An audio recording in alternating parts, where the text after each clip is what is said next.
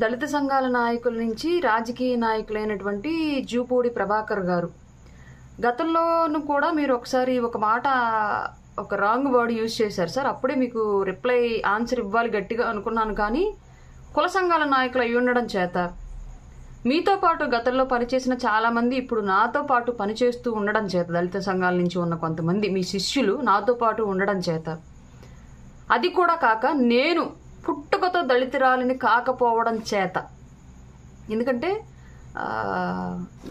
జగన్ గారు కేంద్రం ఇచ్చే పథకాలను పేర్లు మార్చి రాష్ట్రంలో అమలు చేసిన ప్రజల డబ్బుల నుంచి ప్రజలకు పథకాలు పంచుతూ ఆయన పేర్లు పెట్టుకున్నా తను స్వచ్ఛందంగా తీసుకొచ్చిన ఒక పథకం రాష్ట్రంలో ఉంది. ఏ కులం వాడు ఆ కులం వాడిని ఇన్ని బూతులని తిట్టచ్చు, అప్పుడు ఎవడు మనోభావాలు దెబ్బతినం. నేనేంటంటే పుట్టుకతో దళితురాలను కాదు కాబట్టి పుట్టుకతో బీసీనైనందున కారణంగా మీకు చాలా పద్ధతిగా సౌండింగ్ ఓడింగ్ అంతా కూడా పద్ధతిగా యూజ్ చేసి మాట్లాడదామని చెప్పేసి డిసైడ్ అయిపోయాను. గతంలో కూడా ఆ రోజు అందుకే వదిలేశాను. మళ్ళీ ఇప్పుడు ఒకసారి ఆ విషయం కూడా ప్రస్తావిస్తాను. బట్ ఇప్పుడు మాత్రం వచ్చిన విషయం ఏంటి అంటే డబ్బులు ఎంత వచ్చినాయి అనేదే నేను చూస్తాను, ఎవరి పేరు పెట్టుకుంటే నాకేంటి అన్నారు. దాన్ని మళ్ళీ మీరు చెప్పిన ఆ మహోన్నతమైన గొప్ప పదాన్ని రూఢీ చేయడానికి మీకు మీరు సెల్ఫ్ సర్టిఫికేషన్ చేసుకుంటూ బర్మారాజు అంబేద్కర్ గారికి డబ్బులు ఇచ్చారు, ఆ డబ్బులతో ఆయన చదువుకున్నారు, అందువల్ల అప్పుడు ఆయన పేరు చెప్పుకున్నారు అని చెప్పేసి ఇప్పుడు కూడా జగన్ అలాగే ఇస్తూ ఆయన పేరు చెప్పుకోవాలని చెప్పేసి చెప్పుకుంటున్నాడేమో అని చెప్పారు. మీరే అన్నారు మళ్ళీ రాజరికం అని చెప్పేసి. నాకు అర్థం కాక అడుగుతా, దళితులంతా పిచ్చోళ్ళకి కనిపిస్తున్నారా మీ కంటికి? రాజరికంలో ఆ రోజు విద్య, వైద్యం, ఉపాధి, సంక్షేమము, అభివృద్ధి ఇవి ఏమీ ప్రజలకి ప్రాథమిక హక్కుల కింద లేవు. ఈ పరిస్థితిని అంతటినీ చూశాడు కాబట్టే గౌరవనీయులైనటువంటి అంబేద్కర్ గారు రాజ్యాంగంలో వాటన్నింటినీ పొందుపరిచి భారత రాజ్యాంగం ప్రకారం ఈ ప్రజాస్వామ్యంలో బ్రతుకుతున్న ఈ దేశంలో పుట్టిన ప్రతి పౌరుడు, ఈ దేశ పౌరసత్వం ఉన్న ప్రతి పౌరుడు రాజ్యాంగంలో అమలుపరిచినటువంటి ఆర్టికల్స్ ప్రకారం సంక్షేమానికి, విద్యకి, వైద్యానికి, ఉపాధికి అన్నింటికి కూడా అర్హుడు. ప్రజాస్వామ్య వ్యవస్థ నడిచేది ప్రజల డబ్బుల మీద. ముఖ్యమంత్రి అనేవాడు ప్రజలకు జీతగాడు. ఆ రోజు బర్మారాజు అంబేద్కర్ గారి దగ్గర నుంచి జీతం తీసుకోవాలా.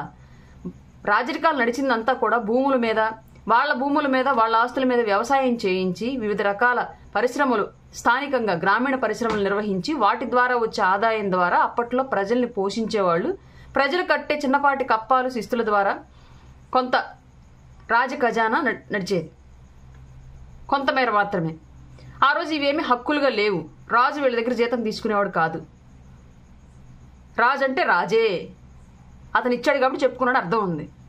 ఇవాళ ప్రజాస్వామ్యబద్ధంగా నడుస్తూ ప్రజల సొమ్ముని జీతంగా తీసుకుంటూ ప్రజల సొమ్ములతో సకల రాజభోగాలను అనుభవిస్తూ ప్రజల సొమ్మునే ప్రజలకు పథకాల పేర్లతో ఇస్తూ జగన్మోహన్ రెడ్డి పేరు ఎందుకు, వైఎస్ రాజశేఖర రెడ్డి పేరు ఎందుకు, ఎవరిచ్చారు ఆ హక్కు? ఏ హక్కు ప్రకారం నువ్వు ఇవాళ ప్రజాస్వామ్యబద్ధంగా నాయకుడు అయ్యావో, ముఖ్యమంత్రి అయ్యావో, ఆ హక్కులు నీకు కల్పించిన వ్యక్తిని తగ్గించి ఎవడో బుక్కా పక్కీరుగడ పేరు పెడితే నీకేం అభ్యంతరం లేదని నువ్వెవరు? అసలు ఇచ్చింది ఎవరి డబ్బు, తీసుకుంది ఎవరి డబ్బు, నువ్వెవరు?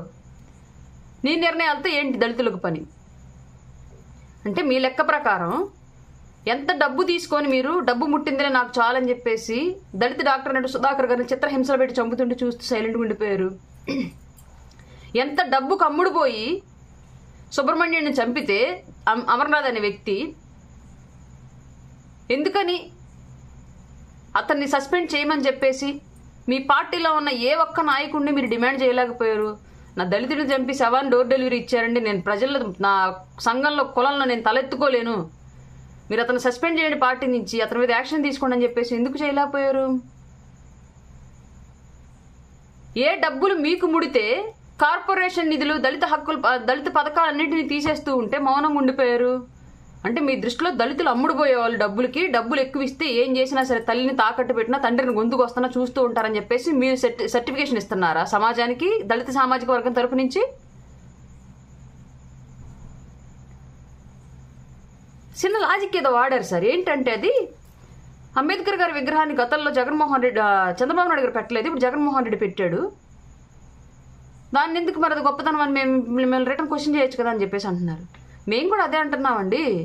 విగ్రహం పెట్టడం పెద్ద విషయం కాదు అని, విగ్రహాల వల్ల ప్రజలకు ఏం ఒరిగింది అని మేమంటుంది. పేర్ల వల్ల ఏమొచ్చిందండి, మాకు డబ్బులు ఎక్కువ ముడితే చాలు అని చెప్పేసి మీరు అన్న లాజిక్కి నేను మాట్లాడుతున్నా.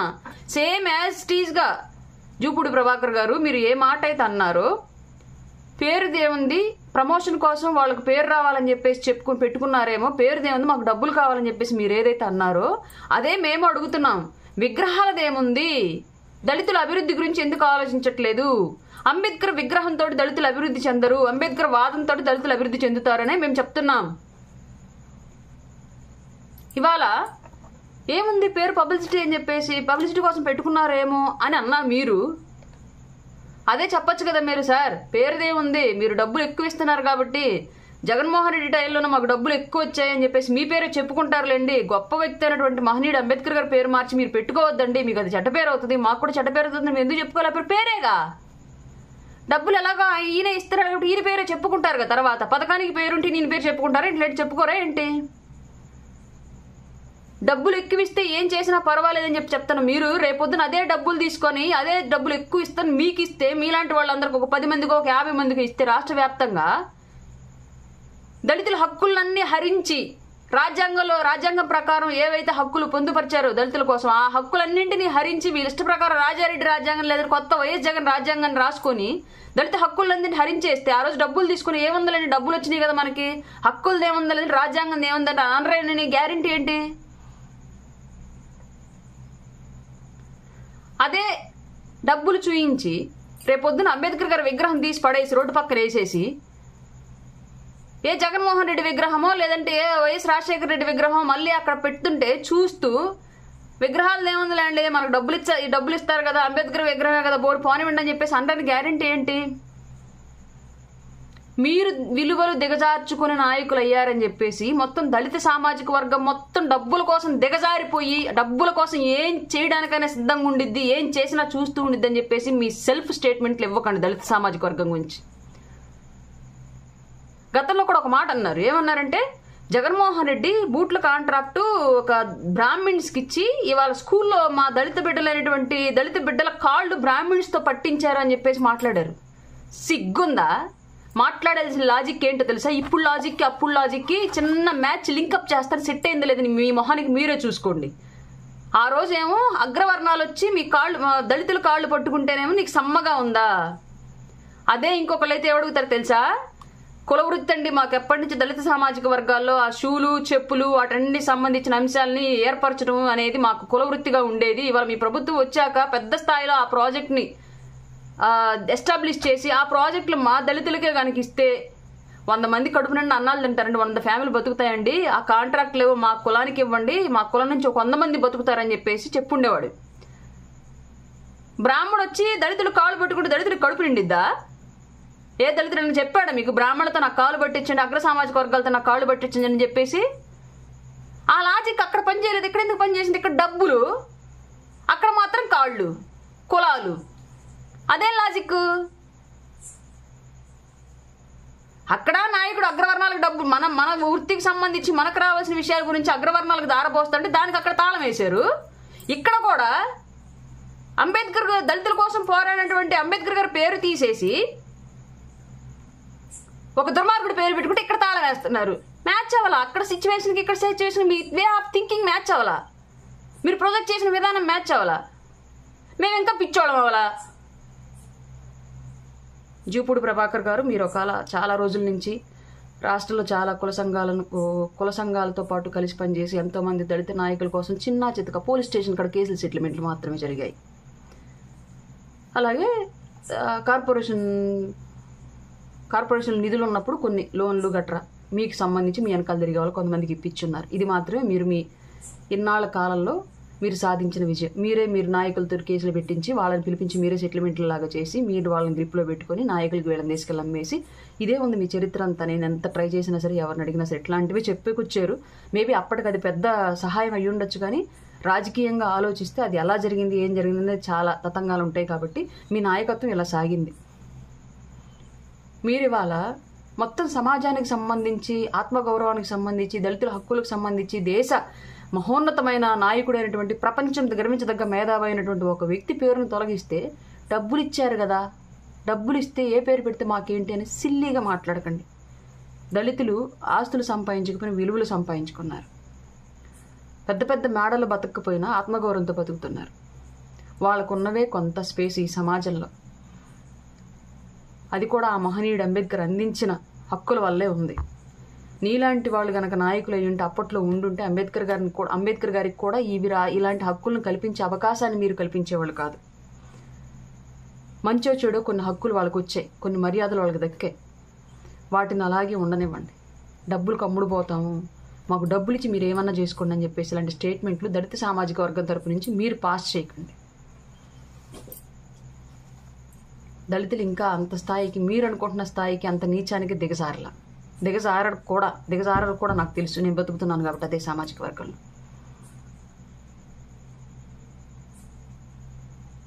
మరొక్కసారి మీరు కుల సంఘాలకు సంబంధించి స్టేట్మెంట్లు ఇవ్వడం మానేయండి.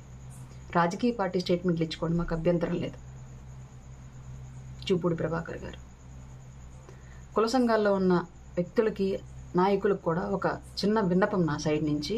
ఎస్పెషల్లీ ఇలాంటి కుల సంఘాల నాయకులు కులాల అభివృద్ధి కుత్తిక కోసి, ఇట్లాంటి కుట్రపూరితమైన నాయకులు కుల సంఘాలను అడ్డు పెట్టుకుని వాళ్ళు ఎదిగి తర్వాత కుల సంఘాల అభివృద్ధి కుతిక వీళ్ళే కోసేస్తున్నారు. వాళ్ళు ఒక సేఫ్ ప్లేస్కి వెళ్ళి ఈ విషయాన్ని మీరు ఐడెంటిఫై చేసుకుని ఇట్లాంటి కుళ్ళు నాయకులను కుల సంఘాల నుంచి తరిమి కొట్టండి.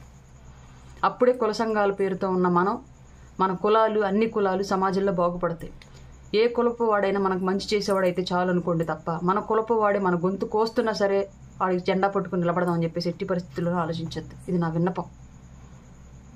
జై జనసేన, జై భీమ్.